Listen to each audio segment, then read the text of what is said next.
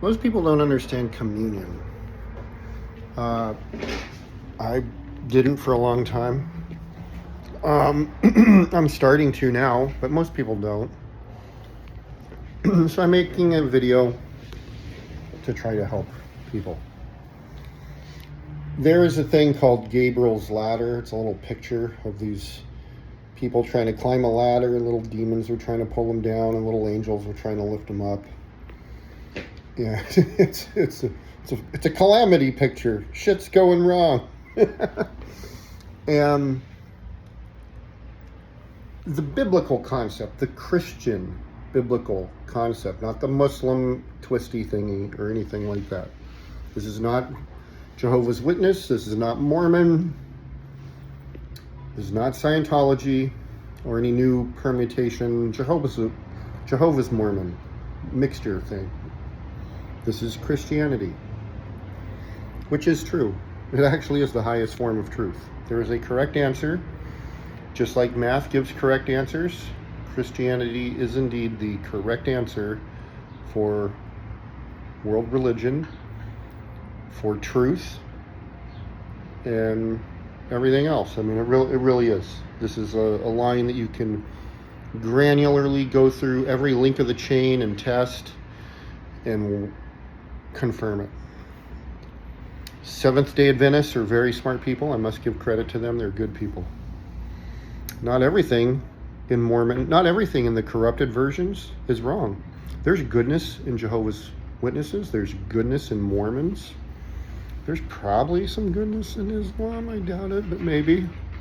I do like that they get to have multiple wives. That's kind of cool. Maybe, so long as they're behaving. But I think having many wives might make them behave, because women start treating a man without options really shitty. But that's about it. Islam's a horrible, dastardly horrible, satanic, evil thing that needs to be eradicated. It's cancer. Forgiveness, communion. I wrote a paper called The Problem with Forgiveness. And the problem with forgiveness is philosophical. The superior consciousness is always making provision for the errors and transgressions of the inferior consciousness. Don't get offended by superior and inferior labeling and terminology. It doesn't mean like your girlfriend or your boyfriend or your mom or your dad or your children or anybody else is superior, inferior per se. Okay, what it means is that biblically speaking, the person doing the error, since we're all God, we're all made in the image of God, we're all embodiments and representations of God, and God even says that we will never be tempted more than our ability to withstand it or reject it, up unto death even. And since he also gives us a mandate, he says, be holy, which also could be substituted for perfect. For I am holy, says the Lord. Be holy, for I am holy, saith the Lord. So he's calling us, he's beckoning us to a higher level. This isn't me trying to justify John Colbyisms that I'm somehow better than someone else. Okay, this isn't my Gnostic idea that was special revelation only delivered to me and no one else. The Bible says Satan blinds the mind of the weak, and this is knowledge that's presented for anybody who has eyes and a mind sharp enough to hear, which means you got to be trying and pursuing it and zooming in and working your way on it. Hello, little bird. The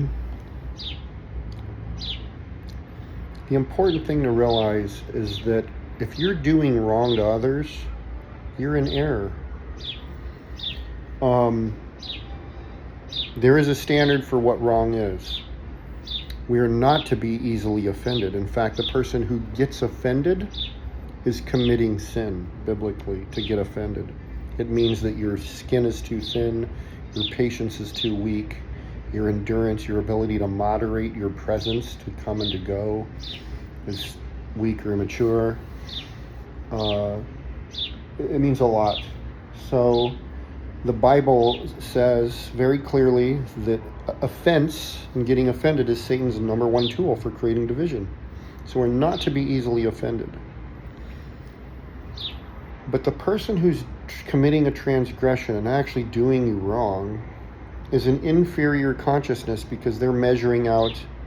The golden rule is measure out how you want it measured back. And what they're doing is they're measuring out tough times to their own future, whether they realize it or not, by measuring out tough times to you. And so if they actually were self-preferential enough and wise enough to realize that, they would stop transgressing. But clearly they're not, because it's pissing you off. And so now you get an opportunity to forgive them. So the person who has to do the forgiving has to make a provision to keep things clean with this person who's transgressed. And in that regard, there's an unfairness to it. But there is and there kind of isn't. It's a hard one to really go through. It's even hard for me to truly judge, because when you take communion, you have to forgive everybody who's transgressed against you in order to receive forgiveness from God. If you can't be forgiven if you are not forgiving, if you're holding on to transgression against others. All the things that have hurt me were people I've loved, and I really didn't want to forgive. I don't want to forgive. I want them to suffer the way they've hurt me so they can learn not to do it again. But that's in God's hands. I'm not the doler of the judgment. I don't deal that out. God does. I've got to release them. I've got to forgive them. And not only do you just forgive, but you got to do it with a good attitude and a cheery heart. Most people aren't nerdy enough. In the parable of forgiving 7 times 70 a day, you cannot forgive 7 times 70 if you burn the bridge of relationship after the first or second or third or n plus 1 infraction. If you burn the bridge of interaction and communion after a transgression, you'll never get to the 70th iteration. Do you understand why they wrote it the way they did now? 7 times 70 a day. We're not supposed to ghost. We're not supposed to do what the internet calls no contact. We're not supposed to burn bridges. I might stick a gun in someone's face and tell them to cut it the fuck out.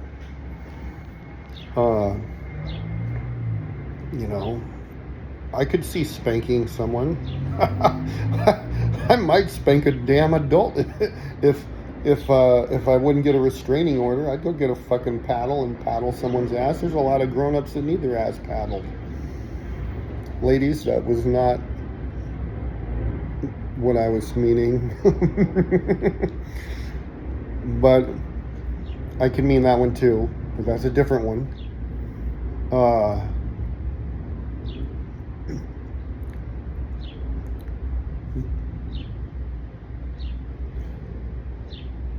You must forgive downstream to receive forgiveness from upstream.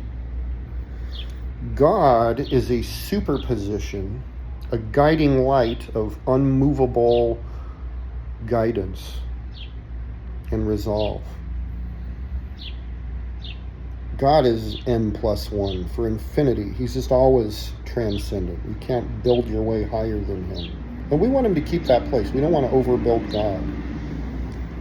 But in order to receive forgiveness from God, you have to forgive downstream. What's the wisdom in that? Is that just a free hall pass for boneheads to game the system and fuck you over, knowing that you'll have to forgive them if you want to be forgiven? No, that's how evil blinds the minds of the weak, because they've got to do it too. And as soon as they realize how they're measuring out in this life, calibrates and readjusts how they receive in this life and in the next life. If you fuck someone over in this life and it doesn't come full circle in this life, then you're dealing with it in the next life. You can actually carry consequences from this life into the next. There's another faith-based concept, though, that a lot of dumb and weak-minded people don't believe in, which is that there's life after death. But you go on YouTube and you listen to near-death experiences, and you realize you don't die when your body dies. You just see your body being dead.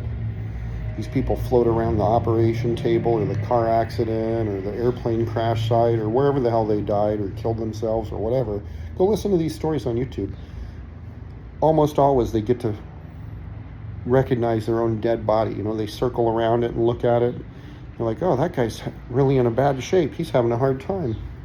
And then they get a little closer and like, oh my God, that's me, you know, and they realize, that's me, I'm dead. And as soon as they realize, more stuff kicks off in their little journey. And not all the journeys and stories are the same. You know, you got Democrats telling the story, Republicans, Buddhists, Christians, Hindus, fucking atheists. You got everybody in there with all different vernacular and emotional stature and stuff. Everybody, every psychological profile in the world and country in the world's putting their near-death experiences up on YouTube, and they're getting to talk about it. They are different stories, but the commonalities are a kick in the nuts. You want to talk about something beyond statistical significance, go look at these damn stories. Now, here's the thing humanity needs to stop fucking doing is AI near-death stories. That's wrong. That is wrong. Near-death stories are a human thing. There's nothing to gain by raising the noise floor and muddying the waters with AI versions of death experiences when AI can never experience death. Having AI pollute this trans-religious thing, transnational thing called the death experience that only a biological human will go through, we ought to outlaw that. There should not be any room for AI, fictitious, deceiving going on, whether it's AI or human-based. We don't need to raise the noise floor. Dying is such a once-in-a-lifetime, fucked up, crazy, significant thing. We don't need to tamper with it. We don't need to tamper with our ability to learn from it. It's an important thing. We ought to keep that sacred. And I don't care if it's the AI's transcribing and reading someone's real story. They need to read their own fucking story. Do not listen to near-death experience stories from AIs. Do not. We should not reward the bad behavior with our attention. We need to abstain from it and get rid of it and ban it. There is nothing good for humans to gain, and it's only a human thing. Dying's only a human thing. There's nothing for the human to gain by hearing an AI's hallucinated fake death experience be regurgitated. You know, it's probably just a story someone wrote to try to change the narrative or craft the perceptions of others, which is deceit. There is no truth in an AI telling you about what it's like to be a biological human and die. Okay? There's no truth there. We ought not to have it. Moving on. Communion, you should not take communion at all, ever, if you can't actually do it the right way. It's the right way is that you're forgiving the people downstream who've transgressed and committed fraud or sin or whatever you want to call it, negligent, whatever, all of it. You're forgiving them so that you can be forgiven. As you walk holy, as you walk upright, your error rate decreases the higher you get up the ladder. It's very rare for you to measure out sin and corruption and selfishness to others. Most sin, 99.95% of sin, has selfishness at it. You could just swap sin and selfishness for the same thing. But as you climb the ladder, you do less sin. But you still, in order to receive that forgiveness from God, you still must forgive those downstream. Even Jesus knew that. Jesus said, Father, forgive them, for they know not what they're doing. As they were pounding the fucking nails into his body to nail him to a stick, to a tree. After they flogged him, he had no clothes on. His penis was exposed. They flogged him with these nine-tail, bony, metal-y things that ripped his flesh open. They had bloodlust. These guys enjoyed being cruel. Being cruel to a naked man is gonna... We don't gotta go there. I know the cruelty within me. which means I know the kind of cruelty that's in the world. And I don't want to be there. I don't want to go there. I don't want to help that.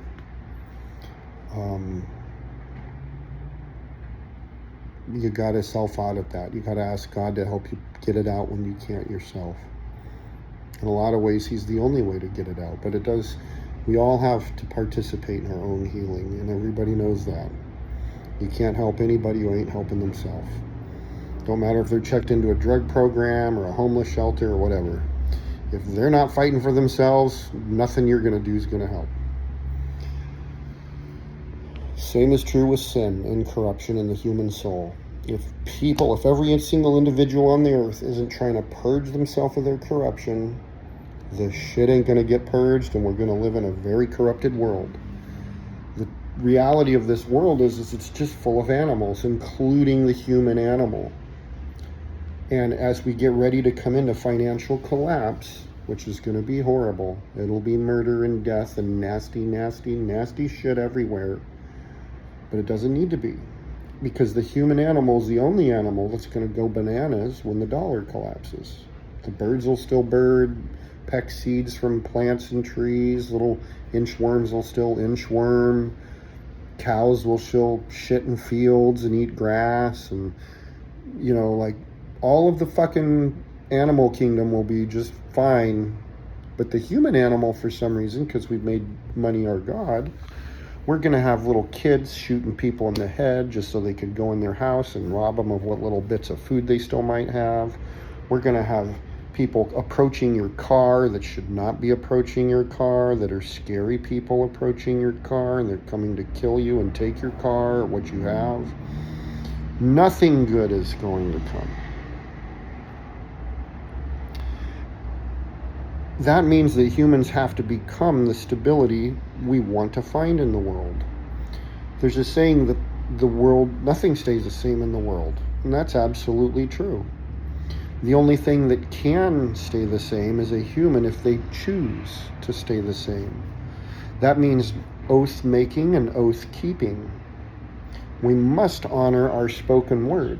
We must, and we do not.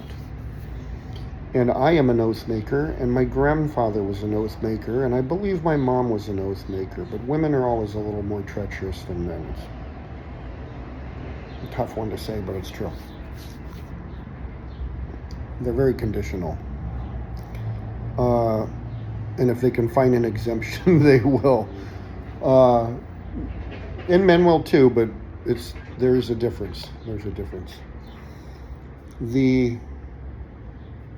If we wanted to not be afraid, and if we wanted to show ourselves as a strong country, as China works to disrupt the U.S. economy and therefore the world economy, if we wanted to show that we were the superior nation, we would not go bananas as the dollar falls apart.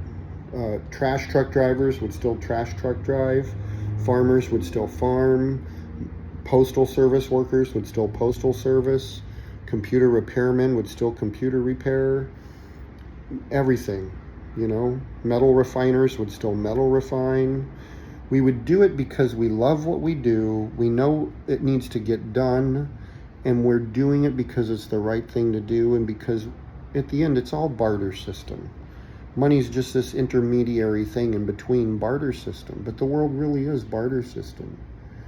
And money is literally just this generic glue that kind of sits in between barter. And just because the glue fails doesn't mean the wood fails or the components fail and that the glue is joining.